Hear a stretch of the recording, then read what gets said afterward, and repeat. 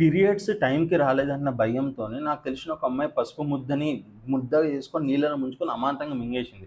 అరే! ఎందుకు ఇలా మింగావనంటే నేను ఒక అతనితోని అంటే వాళ్ళ రిలేషన్‌షిప్‌లో ఉన్న అబ్బాయితోని ఫిజికల్‌గా అయ్యాను. ఇప్పుడు ఇంటికొచ్చాను. ఇంట్లో తెలిస్తే ఏమైతది?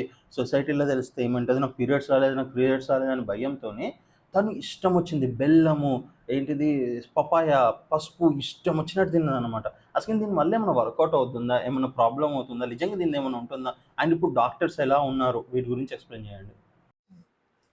ఈ మధ్య కాలంలో చాలామంది అమ్మాయిలు మ్యారీడ్ అవ్వచ్చు, అన్‌మ్యారీడ్ అవ్వచ్చు. పపాయ అని, పసుపు ముద్ద అని, బెల్లం అని ఇవన్నీ తీసుకుంటే ఐదర్ పీరియడ్స్ వస్తాయని తీసుకుంటారు. లేదంటే అన్‌వాంటెడ్ సెక్స్ చేసుకున్నప్పుడు అది అబార్ట్ అవ్వడానికనన్నా తీసుకుంటారు. ఇలాంటి పనులు అస్సలే చేయకూడదండి. ఇప్పుడు డాక్టర్స్ అందరూ ఎలా ఉన్నారు, ఓపెన్ అప్ అయ్యి మంచిగా మీతోని మాట్లాడతారు. So, nothing to worry. హాస్పిటల్‌కెళ్ళి గైనకాలజిస్ట్‌ని కన్సల్ట్ అయ్యి మీ ప్రాబ్లమ్ ఏంటి? పర్సనల్‌గా వాళ్ళతో డిస్కస్ చేసి ఓపెన్ అప్ అవుతేనే ఎలాంటి సైడ్ ఎఫెక్ట్స్ రాకుండా ఉంటాయి.